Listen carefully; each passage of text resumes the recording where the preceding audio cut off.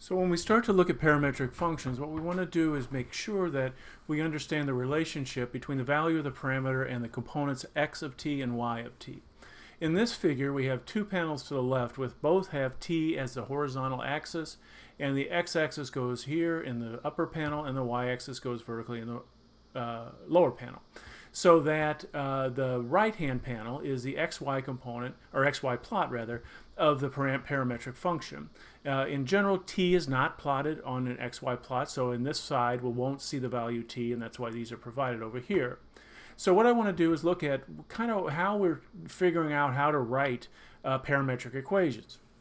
One of the ways is with linear, and then we're going to look at a circle next. But for a linear function, let me just set this in motion, and we'll get this moving up, function moving up to the right there. Let me see if I can stop it at 1 here.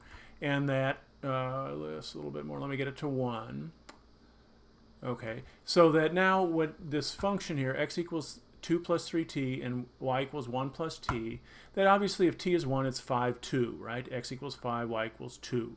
So that when I'm incorporating the slope and trying to write a parametric equation or expression for a set of equations for a straight line, if I'm at 5, 2 at t equals 1, and I'm at 2, 1 when t equals 0, I've gone 3 in x, 3 in x, and I've gone 1 in y, 1 in y.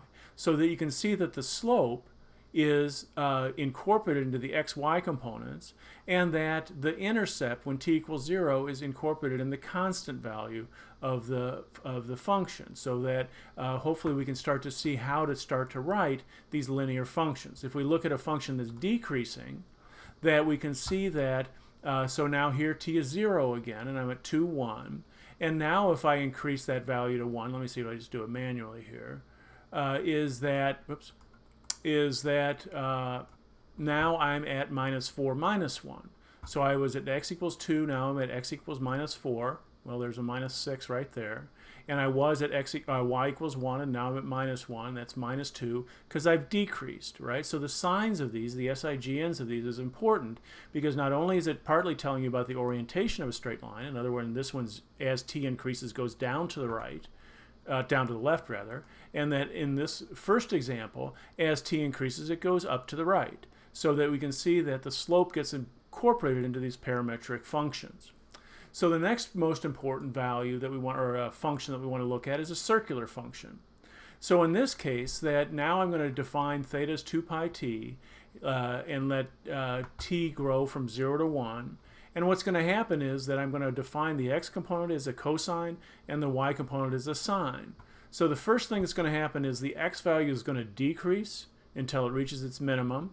So in other words, this initial point here is going to decrease until it reaches its minimum, and then increase until it reaches its maximum. Okay. The amplitude of this circle is the amplitude of the function, 4. So you can see that from 0 to 4 is the radius. So that now if I look at the y component, the y component is going to increase for about a quarter of a cycle, decrease for 2 more quarters, and then finally increase again. In other words, the y component is going to increase to about 1/4, decrease 2/4, decrease 3/4, and then hit the minimum here, and then repeat or go back to 0. Okay, so let's just set that in motion, or actually unmotion it, and then start up again. And then we can see it go around, right? So now the x component will be decreasing, moving to the left this whole time, maximum in the y, now decreasing until it reaches its minimum, right? So this will be the parameterization for circles, a cosine and a sine. And it depends, you'll notice this figure is moving counterclockwise, that's just the parametric curve's orientation, and that is a cosine in the x component and a sine in the y component. If I switch those, so you can try it yourself, and that the x component being a sine and the y component being a cosine, I would get the same figure, except the orientation would then be clockwise, moving around the circle in a clockwise direction. Okay, so a line and a circle are two of the most important functions, parametric functions, that you need to be able to write. If now one of the big advantages of parametric functions is being able to define portions of curves. In other words, this is not a whole parabola. This parabola starts here and ends here. And you can see that the parameter has a specific range, so that, for example, if I wanted to make sure that I started at x equals minus 1 and y equals 8, that I would set that parameter at minus 1, so that I could do this here. and that if I wanted to make sure it ended at 3, 0, I would, limit it to the value 3. You can see that the x component is increasing all the way through, and the y component really is just an expression of a parabola. So that this is pretty useful because we can talk about sections or portions of curves, and that this kind of shows a nice example of being able to define it by just letting x be the parameter and then expressing y as you normally would. Okay, so that's another useful skill for parametric curves. Let's see, so this figure is an interesting figure because it's a cycloid, as if this red point were on a bicycle wheel and you were going to keep track of that as that moved across. So the slope of this line here is in this parameter a, as is the amplitude of the y component. So in other words, as I increase a, I'm both going to get bigger, and I'm going to increase the slope, which means it's going to be further until I get a repeat of my period. Right, so as I increase the value a, I'm getting longer periods, higher amplitudes, and you can see what's happening to the constituent functions x and y. So let me just reset it to 1, and then we'll go and let the wheel roll. So the wheel's rolling along a level surface.